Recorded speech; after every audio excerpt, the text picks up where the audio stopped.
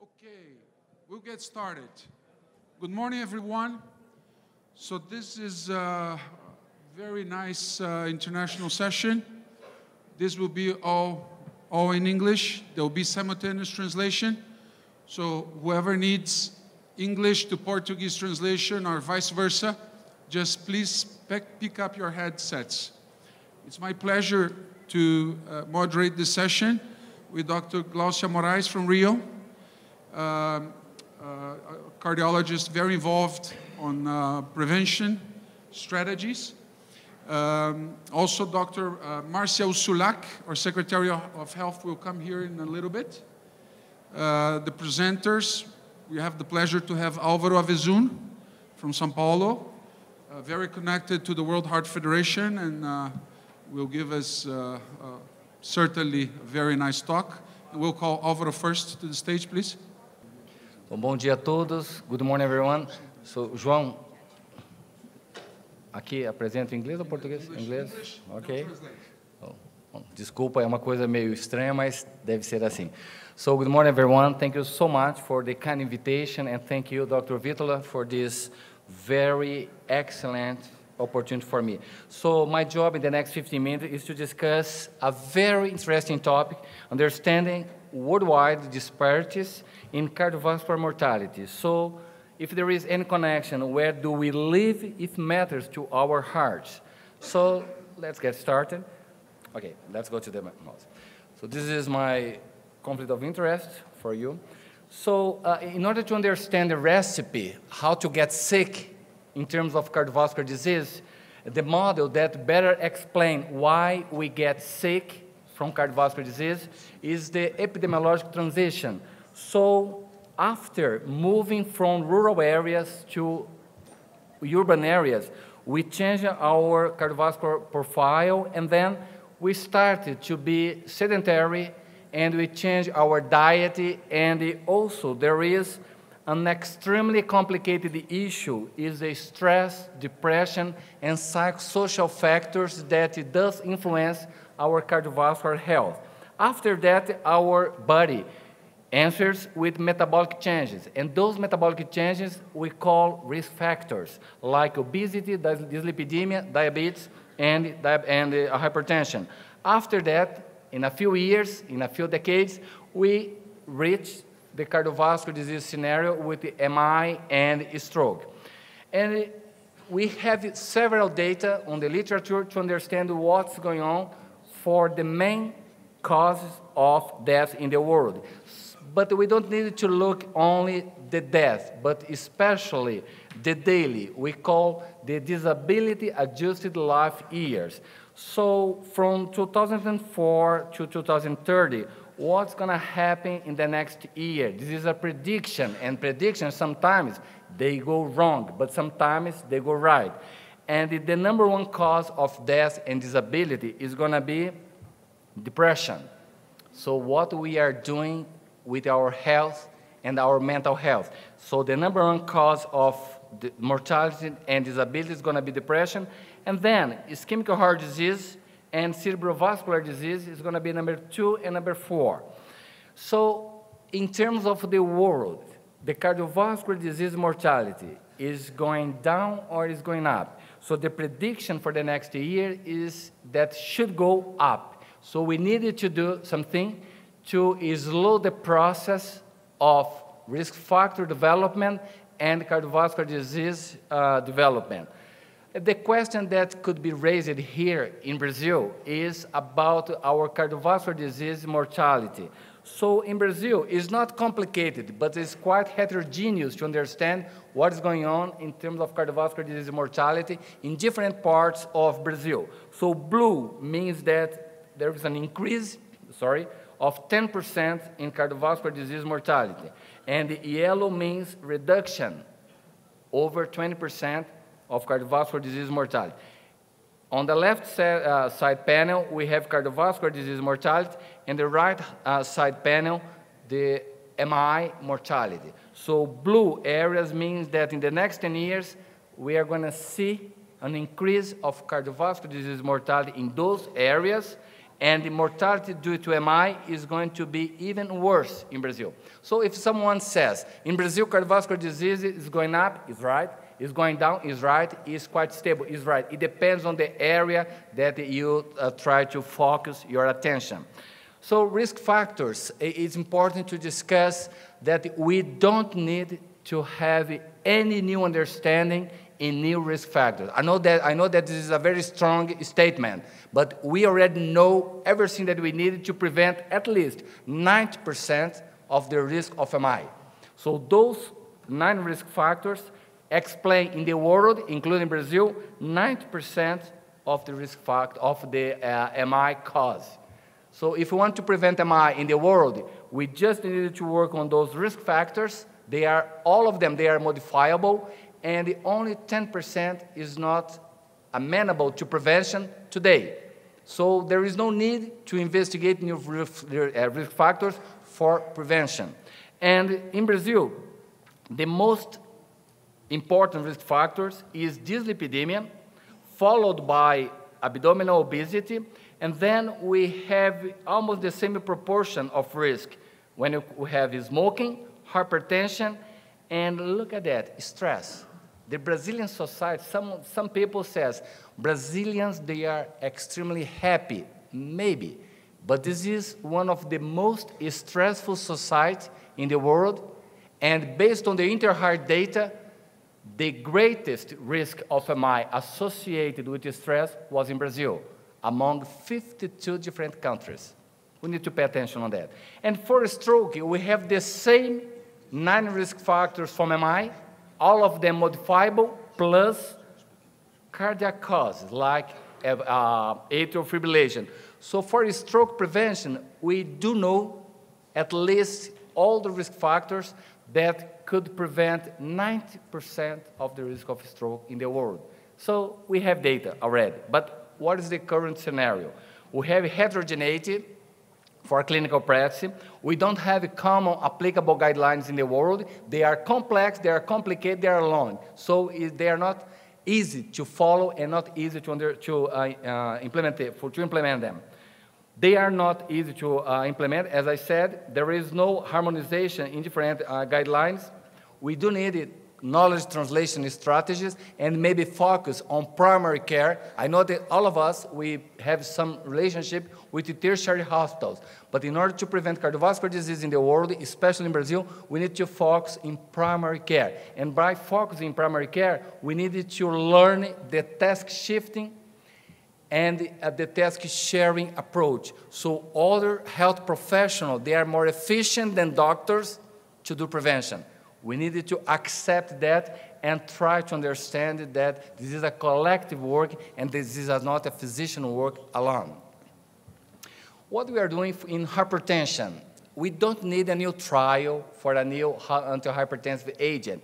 But let's just go back to the pure, you know, the prospective cohort, pure, almost 300,000 people followed by already 12 years. So hypertension control in the world, the best scenario is 15% of control, and could be even worse, 8% of control. In order to make our calculation easier, 10%, 1 in every 10 hypertensive patients have blood pressure under control in the world. So this is quite dramatic, and we need to do something to maybe improve this data. And also in the secondary prevention field, we have patients after MI and after stroke, and especially after MI. We have 4 evidence-based medications for preventing new MI and cardiovascular death. We have statin, ACE inhibitor, beta blocker, and also antiplatelets. So in Canada and Sweden, the prescription, not the prescription, the use, the utilization, not only the doctor prescription, but asking the patient what they are taking on a daily basis. Only 20% of the patients in Sweden and Canada, they are taking those 4 evidence-based therapies. When you see Argentina, Brazil, Chile, Polonia, we have only 5% of utilization of those 4 evidence-based medications. And just moving to South America, after MI, only 30% of the patients, they are on aspirin or any antiplatelet. Even worse, if you go to statin, in South America, 18% of the people after MI, they are taking statin. So do we need new trials? Yes, but we do need to implement the already known knowledge. So in Brazil, focus again in Brazil, 20% of the patients after MI, they are not taking a single pill. And after stroke, they are not taking a single pill. And we also try to understand what makes patients did not take those medications. So if a patient, if they have a good economic situation, living in an urban area, male sex, higher education, older than 60 years, smoker, diabetic, and BMI, so we have age, education, income, and also some comorbidities. This makes the patients have an increase of almost fourfold to have at least 2 evidence-based medications. So back to the pure study, again, there is the risk paradox. So when you do the Framingham or the Procan risk stratification evaluation, we know that high-income countries, their population, they have a higher cardiovascular risk in comparison to people in the middle-income or low-income countries. And what is expected if you have a population under higher risk of cardiovascular events? To present a higher proportion of events, but this did not happen. The non-major cardiovascular disease, again, non-major, for example, revascularization or hospitalization for unstable angina, the higher prevalence was in high-income countries, but fatal cardiovascular disease and death from any cause, despite of the cardiovascular risk being smaller, we have higher proportion of deaths in low-income countries. And what if you try to split in cardiovascular events, stroke, heart failure, and all cardiovascular disease higher prevalent in low-income country, again, despite of the lower cardiovascular risk. It means that there is other variables that was not measured. And 4 weeks from now, we have a presentation from the pure database that education plays a very important role, and sometimes, depends on the country, more important than smoking, dyslipidemia, and hypertension. So we need to change our mindset to do prevention. Also, from the pure database, sometimes it's not a prescription of evidence-based therapy. The patient needs to buy. So affordability of the patient to buy those medications is key to understand prevention. And when you see low-income countries, and especially India, if you see the cost of those evidence-based medication, sometimes they are responsible for almost 50% of the household capacity to pay. So how come someone will expend 50% of the income in medication? Is that impossible? And the same, in terms of the wealth index, the poorer the country, most difficult to afford to pay evidence-based therapies in cardiovascular prevention. And finally, I'd like just to leave a message, and we are still struggling how to implement the Road Heart Federation roadmap in our country. It's complex. If it was easy, we had the chance to implement before.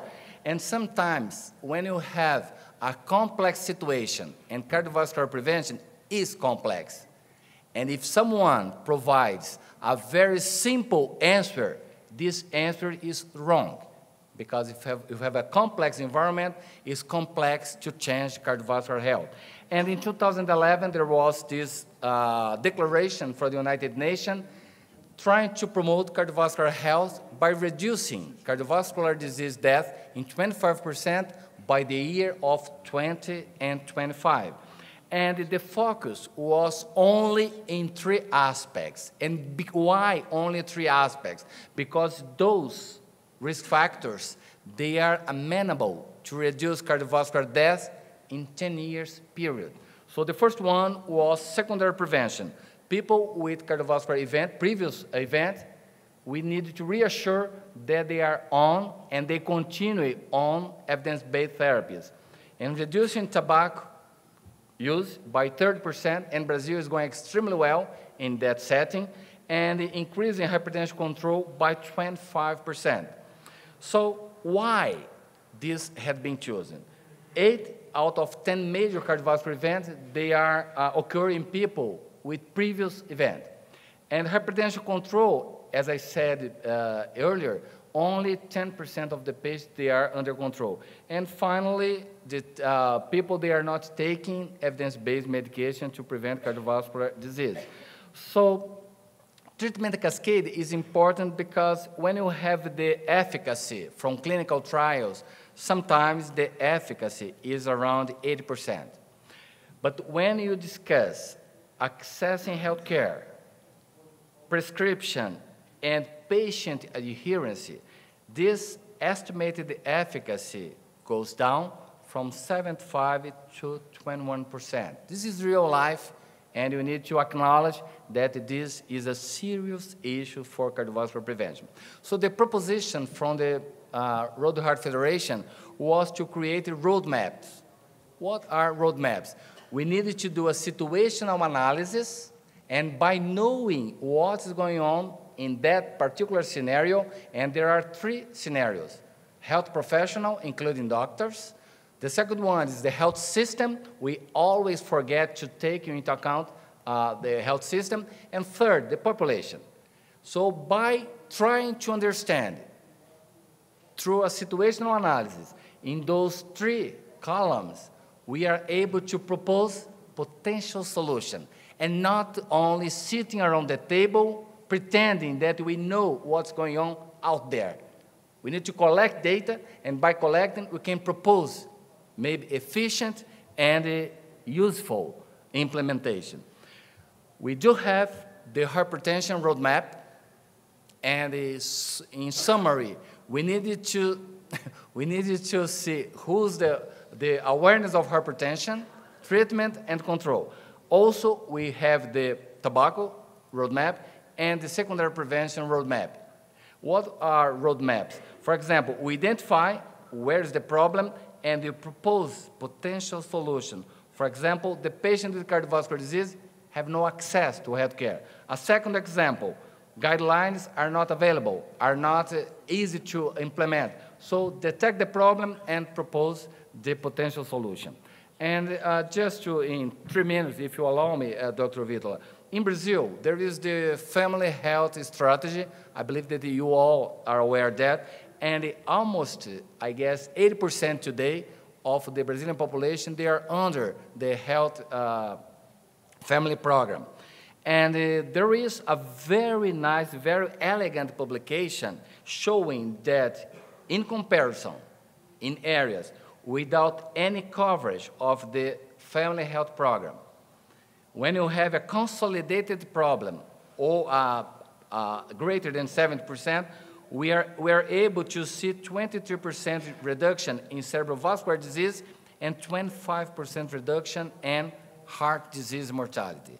In conclusion, the Brazilian Coalition for Cardiovascular Disease Prevention is still going on. It's not easy. We need to have medical societies.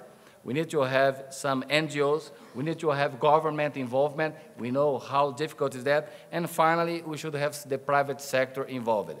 There are some key recommendations. I'm not going through because of the lack of time, but it's doable to have a coalition, including primary care and health professional through task sharing or task shifting strategy. And my final slide is just to keep in mind that we are adults, but maybe our focus, not only in education, but in children and adolescents should be the next step to prevent cardiovascular disease in the world. Thank you very much. Thank you, Dr. AVEZUM, I'd like to ask you to join us. And immediately, I will ask Dr.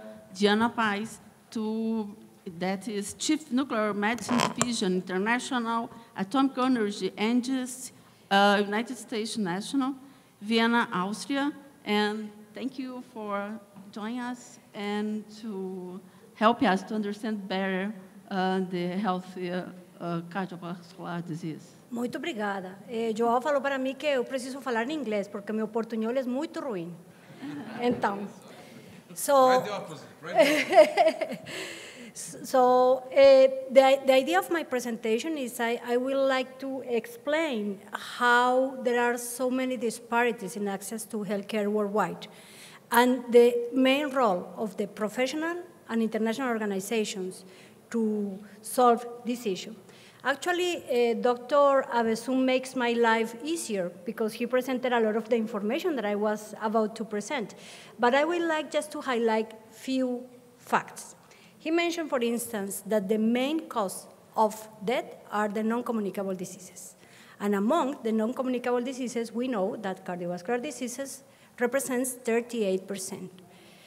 The facts are like annually some 20 million people died of cardiovascular disease. It's followed by cancer with 9%, though we have the perception that cancer is the main cause of mortality. This is not the case. So definitely it is important the place where we live. When we go to the different WHO regions, we see that the Southeast Asian region has the highest probability of dying young, meaning less than 70 years of age. That means that we are all young in this room. Then it's followed by Africa, but it's interesting because when we go deeper and we look at the mortality that is associated to the ischemic heart disease, this data is coming from the Institute of Health Metrics and Evaluation, which is an independent organization affiliated to the University of Washington. We see, for instance, that the probability of dying, not deaths, related to ischemic heart disease in 2017 was 15.96% globally. But what about when we go for regions?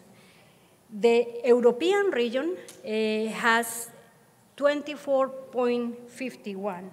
Then the Southeast Asia region, 20.76. The Americas with 16, considering the entire continent. Then we have Asia Pacific, we have the Southeast Asia, and we have Africa. But these numbers, you just have to analyze better. It is interesting to see that the countries, the 20 countries with the highest mortality related to ischemic heart disease are located in this region: Central and Eastern Europe, North Africa, and the Middle East. Look, Ukraine, almost 50% of probability of dying for ischemic heart disease. In the Americas, we are doing much better. So in total, the probability of dying in Americas is 16.12. The highest probability of dying of ischemic heart disease is in Cuba, with 20%. Brazil is more or less on the 18th place with 13%, and this after Mexico, Colombia, but it's with less mortality, even Argentina, Chile and Ecuador. So, Dr. AVEZUM mentioned that data is essential, and this is the case. If you want to propose a solution, we need to know the problem. And we know the problem. We have data. It's important to validate the local data. That is why the maps that were presented by Dr. AVEZUM were so important in the case of Brazil. He also mentioned the Sustainable Development Goals that were developed by the United Nations, proposed in 2015. And the idea is that the United Nations system that is composed of many organizations, including the International Atomic Energy Agency, proposed a set of 17 goals in order to achieve a better and more sustainable future. And goal number 3 out of the 17 is to try to reach well-being and good health for everybody. So as part of these goals, we have the target 3.4. That is the one that Dr. AVEZUM was referring to. That is, we are aiming to reduce by 30% the mortality that is associated to cardiovascular, to non-communicable diseases by 2030. We are reaching 2020, and we are not doing that well. The other target that is important for us to consider is to strengthen the capacity of all countries, and in particular the low and middle-income countries, for early warning, risk reduction, and management of national and global health risk. This is the solution. Then the WHO, which is the one that has the mandate of health within the UN system, proposed what we call the Global Action Plan 2013-2020. And the idea is to have a shift in the mindset of the governments, the people, the international organizations, and to try to reach some 9 targets by 2025. Dr. ALVARO mentioned the targets. Importantly, 9 targets. 7 of them are related to prevention, including tobacco, diabetes, exercise, hypertension. 2 are related to strengthening the health systems. And 1 is related to reducing the mortality. And in this case, the goal is to reduce 25% mortality by 2025. Again, we are not doing that well. So what seems to be the problem? Let's focus on the target 8. In the target 8, that is part of the support of the health system, we mentioned that we are aiming to achieve 80% coverage of the affordable and basic technologies, as well as the essential medicine, including the generics, required to treat non-communicable diseases in both the public and the private.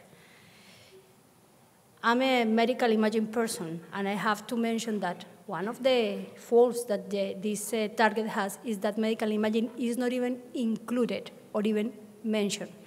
We talk about prevention and about treatment. We never talk about the diagnosis, which is extremely important. So the medical imaging and the nuclear medicine are really not defined under the target 8 subsection as affordable or basic. And they are not even included in the matrix for the long-term progress monitoring towards the UN achievement of the Sustainable Development Goals. This is the definition of what we have in the WHO as the definition of essential medicine and essential technologies for NCDs, extremely essential. So it's important also to mention that there is, I don't know if you're familiar with the DCP3, which is a document that was put together and includes the up-to-date comprehensive review of the efficacy, effectiveness, and cost-effectiveness priority health interventions with the goal of influencing program design and resource allocation at global and country level. The volume 5 is devoted to cardiovascular diseases, respiratory diseases, and some related disorders. Again, the problem. You can see here there is extremely well-defined and guidelines on how to prevent diseases. But we even acknowledge that we are not doing that well when we are talking about the diagnosis of the problem. And in particular in the low and middle income countries. So if we really want to reduce the mortality or the disability associated to cardiovascular diseases, and in particular ischemic heart disease, we need to do much better. So let's talk about the role of medical imaging. You will have several lectures in which they will present the latest information on the appropriate use applications of medical imaging. But it's clear that we have an established role on the screening, on the early detection, on the disease location and spread, meaning severity, and the prognostics. We also have a clear role in the selection of the appropriate therapy, in the therapy response and follow-up, and in the approach to personalized medicine. It's clear that there are 2 main routes. The one is the anatomical images with the spectacular anatomical resolution, but then we have the molecular imaging that is the road to precision medicine. So selecting the right treatment for the right patient. But when we are talking about medical imaging, we have to talk the problem that we have on the access to medical imaging. So the first thing is to mention that the availability is very heterogeneous. When we talk about the very basic devices like EKG, echo, they are widely available. But when we talk about CMR, PET, SPECT, then the thing is absolutely different. And we really need to know what we have in order to see what we need. So let's see what we have. This is some data coming from the International Atomic Energy Agency talking about PET-CT. Important to mention that PET-CT, the applications in cardiology are growing, but are still less than 10% of the procedures. 3% more or less. So in Africa, the availability of PET scanner is 0.03 scanner per million inhabitants. Then in Latin America and the Middle East is 0.5. In Europe is 2.6. And in the US and Canada, mainly the US, 6.7 devices per million inhabitants. So in here, we can see really the disparities. What about MR? This is the availability of MR worldwide. Again, stressing that doesn't mean that we are using this for cardiac imaging. So Dr. Alvaro mentioned that data is essential, which is true. We have to have the epidemiological needs, the disease priorities, the population data, including demography, the catchment area, the availability and accessibility of services. We also need to have the data regarding to the level of care and the clinical guidelines. Once we have these two main arms, we can really analyze and interpret, and based on this, we can define the overall gaps, the needs, and if we combine this with the budgetary and the human resources situation, we will have definitely the way to prioritizing the need of the medical devices. Very complex. There are many things that have to be considered, but it's essential for us to be able to include medical imaging for the management of cardiovascular diseases in the national health plans. That is why the efforts that Professor Vitola is doing in Curitiba are so commendable, because they are really able to reduce mortality by including this in the health plans. Essential to have universal coverage, but it is important that before we introduce any technology, let's say the CMR for everybody. Nope. We have to demonstrate the efficacy. We have to demonstrate the cost effectiveness and the affordability for the accommodation within the national plans, because we cannot actually get broke in order to introduce a modality. We need to have a very detailed economic evaluation that has to complement the biomedical, the epidemiological, the clinical data to identify the high-impact interventions. Then we need to prioritize the resources, especially use the best value for money approach, and take special care in the countries with limited resources.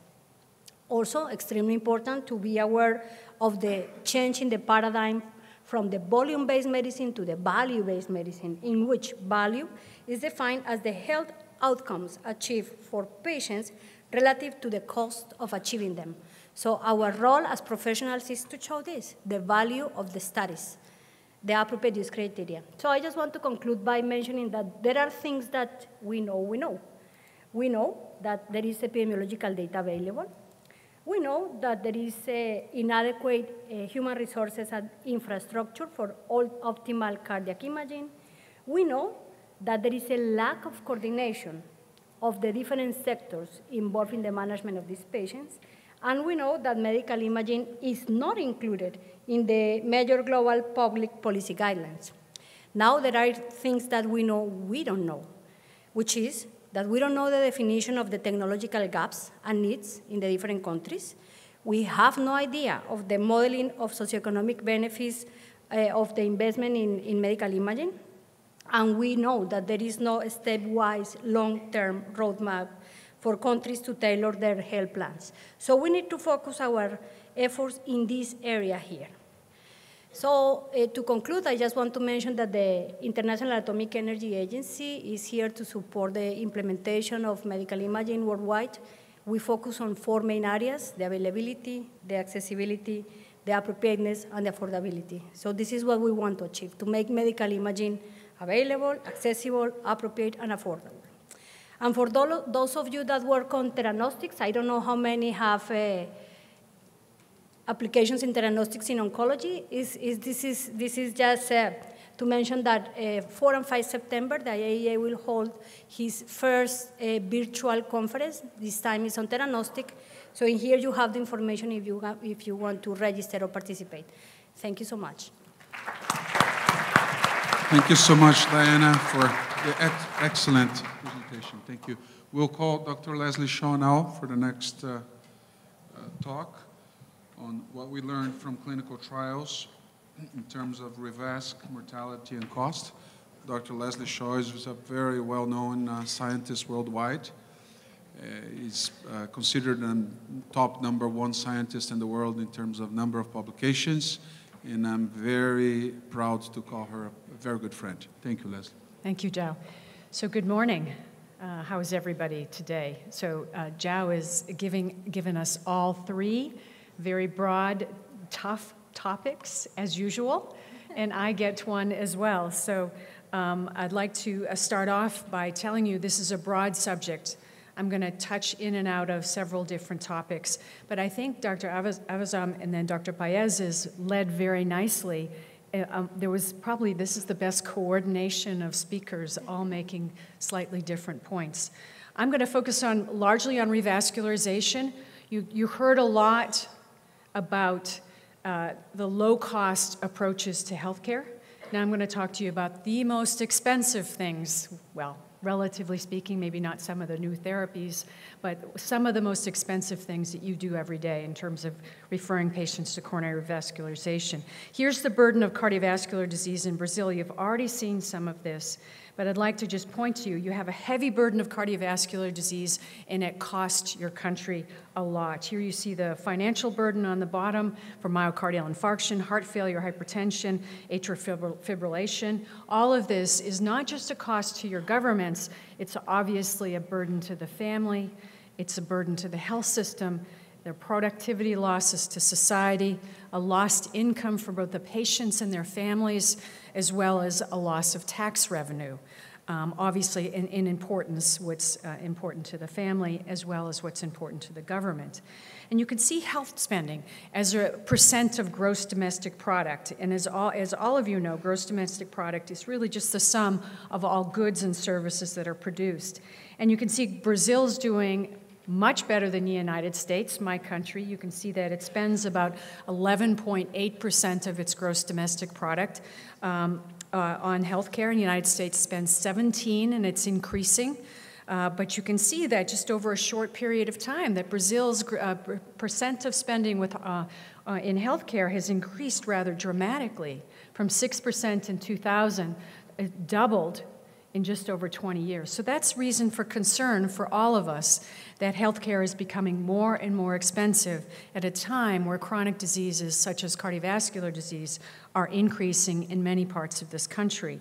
But what about revascularization? Would love to say that this is a technology which saves lives, but we have to put some of this in perspective. There are 2, in terms of stable ischemic heart disease, there are 2 very large trials, both of which I participated in, one called the COURAGE trial and the other one called the Berry 2D. Berry 2D and COURAGE were both stable coronary disease populations that were randomized to being treated medically, so highly relevant to what our prior speakers were talking about. Can we optimize low-cost technology as compared to more expensive revascularization? Berry 2D was in a type 2 diabetes population, highly prevalent in the United States, highly prevalent in Brazil, type 2 diabetes. You can see for both Berry 2D and COURAGE, both of these trials were negative in terms of revascularization improving outcome. Now this was quite controversial. We thought if you could open that artery that you would improve outcomes. But guess what? We didn't. We've learned a lot that contemporary medical therapy is highly efficacious and effective and safe as quite a safe alternative for people with stable coronary disease. But we did see in both COURAGE and Berry 2D, and a consistent pattern in all the revascularization studies, is that revascularization is going to result in a greater improvement in angina. All of you know that by all the patients you treat every single day. You're going to have a more prompt and more sustained improvement in outcome with PCI when compared to optimal medical therapy. In many cases, a patient treated medically is going to take longer to become angina-free. As many in the COURAGE trial, it took somewhere between 3 to 5 years for the majority of patients in optimal medical therapy to become angina-free. So this is a clear benefit. And of course, a patient comes to see you with angina, they want that angina to go away. And we also know that not only are you going to improve symptoms, but as Dr. PAEZ talked about, we can actually see with PCI a very marked improvement and a reduction in ischemia. Here's a sub-study within the COURAGE trial where we looked at patients treated medically as compared to revascularization.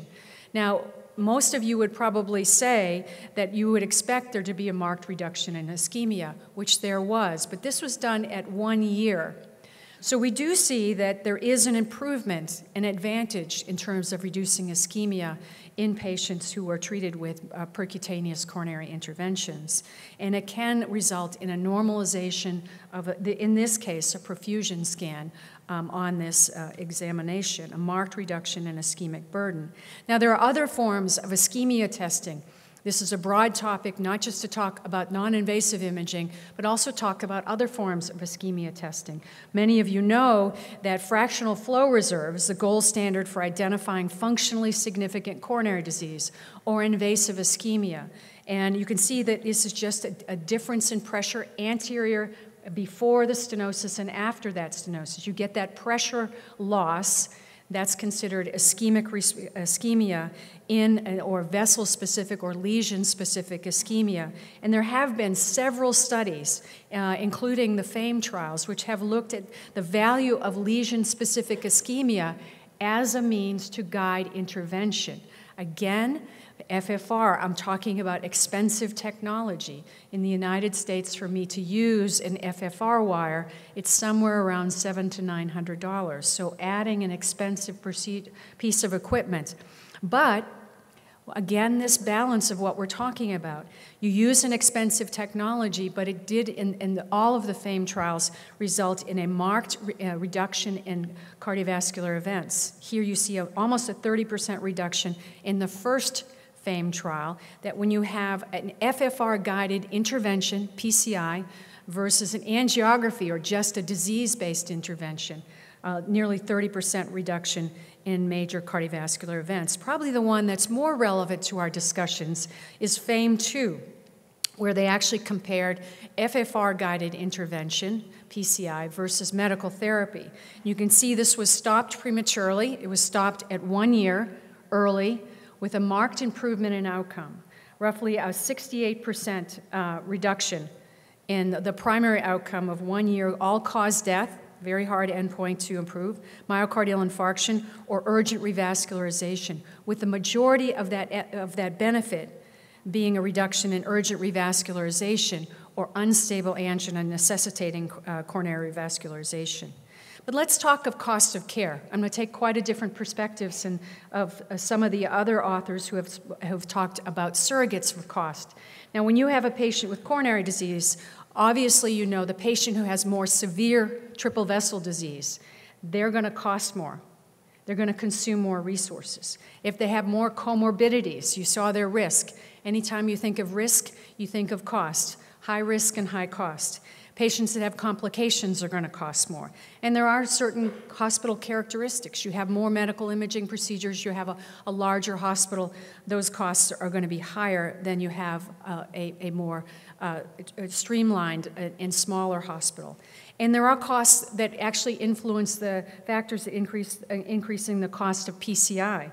Complex lesions are more costly. Left main lesions are more costly. A chronic total occlusion is more costly. Bifurcation lesions, all of you are well aware of this, and very long and diffusely calcified lesions. These are all associated with higher costs of care and more complicated percutaneous coronary interventions. What else can we say about costs of care? Accumulative costs from the Berry 2D trial, again, stable coronary disease. The medical costs were much, much higher in the revascularization arm. Now, that's not necessarily bad. Upfront use of something that costs more is good if it leads to less costs over time. In this case, it did not do that. Certainly, there was a lessening of costs over time, but not enough to make up for the upfront costs in both the CABG, coronary bypass surgery, and the PCI arms in the Berry 2D trials. So higher costs of care that were sustained over many years of follow-up, and importantly, without an improvement in outcome. So not necessarily a good use of societal resources. In FAME 2, we saw the benefit of revascularization, of upfront revascularization, was largely because of reduction in urgent or emergent revascularization or unstable angina.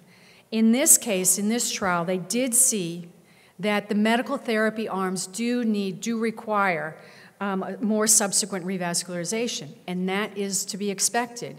When you talk about medical therapy, you're not talking about canceling revascularization. You're talking about the use of deferring revascularization until the patient becomes more unstable and requires a more intensive care, such as PCI. So you do see somewhat of an increase in revascularization over time. But I think that the primary cost to what we're talking about in many, many cases is to use this technology appropriately. Diana mentioned appropriate use of technology, and in this case, and this is data from the United States, I'm sorry I couldn't find any other country's data, but it's good when you're criticizing to criticize your own country. So you can see factors that are associated. On average, about 12% of PCIs in the United States are inappropriate.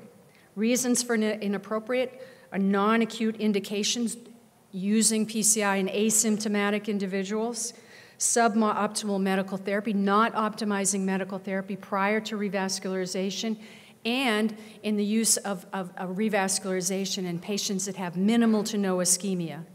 So we know there's many things we can do in order to target the right patients and ensuingly reduce the overall costs of care by not overusing a given technology, which is extremely important both in the United States and around the world, is to focus on getting the right patients to the right technology. So there's this concept that's become very commonly talked about in terms of population management, and Dr. PAEZ mentioned a lot of these concepts, and we're just framing them slightly differently. We call this the triple aim of healthcare. Diana talked about the value-based healthcare, but of course what we want to do is have healthier people.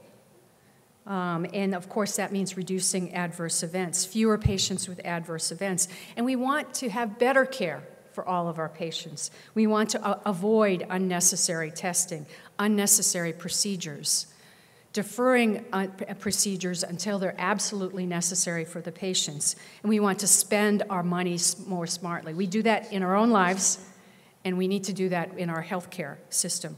Eliminate cost waste, eliminate procedures that don't need to be done is a great way to save money and to improve the overall efficiency of care that your patients are receiving.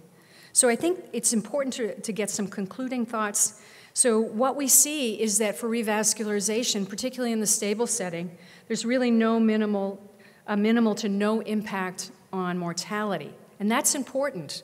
Certainly there is a benefit in terms of improving angina, but these are high-cost procedures without a clear benefit in terms of reducing mortality.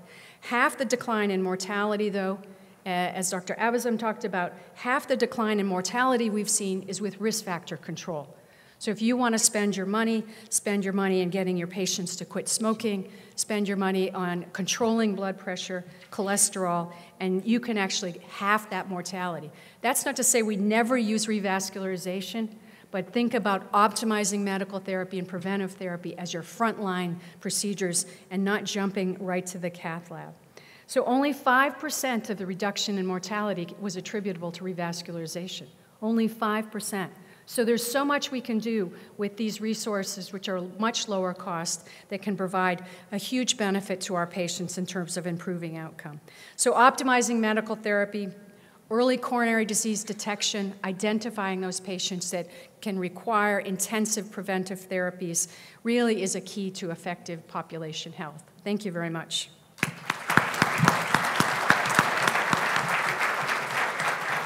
Thank you so much, Leslie. We'll have a few minutes for a couple of questions while you think in the audience. You have a question there? Fabio Mangili.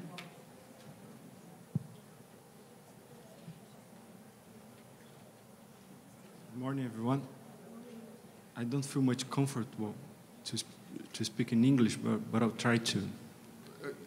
Fala em qual idioma se quiser, a gente traduz aqui, sem problema. Pelas apresentações dos brilhantes dos três colegas, me fica muito claro que nós temos uma lacuna a ser preenchida quando nós falamos de prevenção cardiovascular de longo prazo, que é o manejo do estresse psicossocial. Afinal de contas, nas palavras do Dr. Álvaro AVEZUM, é o principal fator de risco atribuível para infarto na população brasileira, né? Não é isso? Como a gente pode trabalhar isso de uma forma mais eficaz, uma vez que, quando nós olhamos as estatísticas de sobrevida e de incidência de transtornos psiquiátricos, principalmente transtorno de ansiedade na população médica, nós ficamos extremamente assustados. Ou seja, nós precisamos manejar um problema que nós não estamos nos tratando. Eu queria saber o que vocês pensam sobre isso e o que nós podemos fazer para melhorar essa situação. I believe that I need to address your question in English because of our colleagues here. So let me put in this, maybe based on evidence, and then I'll give you some suggestion, and it could be a kind of provocation too. So based on evidence, we do have data showing that stress and depression, they are independent predictors of MI and stroke, period. Secondly, in Brazil, stress plays a major role. It's not the number one, but is maybe top 3 or top 4. And your question is extremely important because we are not just generating data, but what it can do to attenuate or to prevent mental health deterioration in the world, not only in Brazil. And in order to do that, I don't have the view to medicalize stress and depression. I'm not in favor to have a simple mind evaluation of only prescribing medication for those clinical situations.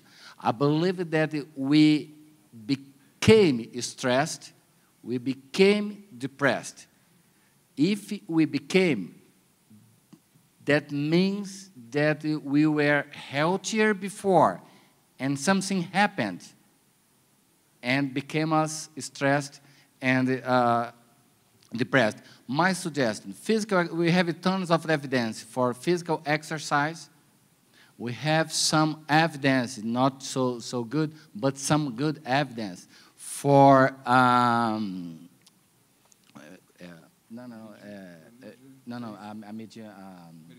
meditation. Thank you. Meditation. I was meditating. That was take longer for me. Okay. And then be prepared, because I believe that Brazilian Cardiology Society is unique in that setting, because this year, 2 months from now, and the GLÁUCIA is involved on that, the first spirituality in cardiovascular disease prevention guideline is going to be published in Brazil. And I do believe that spirituality plays a major role in cardiovascular disease prevention.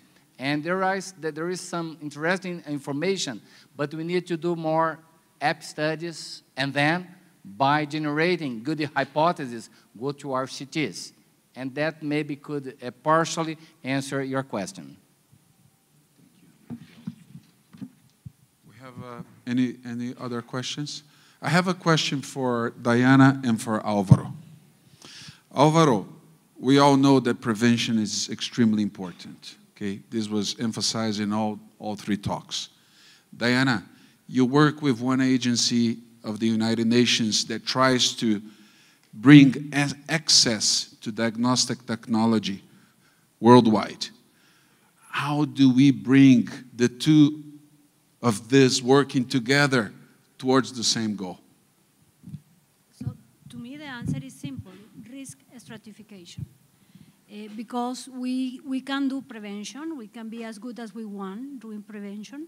We have excellent treatments, but we have to select the right patient for the right therapy. So to me, the main role of medical imaging in the management of ischemic heart disease, cardiovascular diseases, is the stratification of risk. Well, Vitola, you already maybe provided the answer. I would follow. It's easy to integrate both proposals, and we do have data. It's not lack of data that's our problem. I would suggest coalition is a very nice and fancy word, but it's tough to get. But coalition is key. So medical societies and, as I said, the NGOs, government, and private sector. So coalition is key. Secondly, primary care, not the problem, but the limitation, at least in Brazil, is that tertiary care has a lot of sex appeal, tertiary care. And doctors, they believe that they're not doing their job by working in primary care. So we need maybe to get some maybe fancy detail and a lot of elegance on the primary care and show the doctors that we need to focus in primary care and reducing MI and stroke is the best thing to do and not just on to do PCI and etc. So primary care, coalition, and third, this is my last comment, we need to keep very, very simple. We know how to complicate these things. If you see our guidelines, to be honest, I hate that because they have 100 pages, a lot of algorithm, a lot of colors. We cannot implement guidelines. We need to maybe have 2 pages, extremely simple, focus on key elements, and work together with primary care. So I just wanted to follow up exactly what you were saying is that we are enamored by tertiary care, specialty-based care, but it's become so siloed that we don't have this effective and continuity of care with patients. You have the interventionalists that do their thing, you have the imagers that do their thing, you have the prevention folks that do their thing. We've become so siloed, and our patients don't get really good continuous care. So they go to revascularization, and they stop seeing their preventive cardiologists, so they don't get good risk factor control, et cetera. But we need to develop some form of understanding of pathways which, as you say, are streamlined and efficient, not very, very complicated, but essential and primary goals which have us all working together as specialists and not necessarily, yeah. You have very short, because we're running out of time. Just Please. one question for Dr. Leslie Shaw. Based on all data that you have shown in your presentation about prognosis and prognostic impact of revascularization, and taking into consideration also the quality of life of these patients, do you think that we are in time to do precision medicine, I mean tailoring the best approach to each patient in way of investigate if the patient has a functional cause for the coronary artery disease or ischemic disease before indicating revascularization? So as all of you know, the ischemia trial has been completed, which is a large trial that was Brazil, Argentina were very active participants in. That is patients with moderate to severe ischemia. It's targeting more of the patients that you're talking about, is getting these high-risk patients to revascularization. We've used such very basic criteria in the trials in order to really demonstrate a benefit, and the fact that they failed, for the most part, is not surprising to me. Our principles of guiding effective or risk-reducing therapies is to get the highest risk patients to receive these very intensive care. And moderate to severe ischemia in the ischemia trial was used as an entry criteria with obstructive disease, and hopefully in that patient our risk is going to be much more akin to an ACS patient where revascularization has a demonstrable benefit in terms of prompt revascularization improving outcomes. So I think if we get the right patient, as Diana talked about, into revascularization, that higher risk patient with higher risk ischemia, then we may actually see a different result than we've seen in the past. Courage trial, Berry 2D trial just did not have very good criteria, entry criteria, too broad, and a big problem with pragmatic trials. But I think that you will see, if you go to American Heart or you watch, the results of the ischemia trial will be presented. I don't know the answers. The 3rd week of September, I will know what the results of the trial will show. I can't tell you until November, but I think it's still going to be very exciting. It's a good opportunity for us to say specific criteria in order to improve outcomes with revascularization. All right. Thank you so much to all speakers. I love this session. Thank you so much.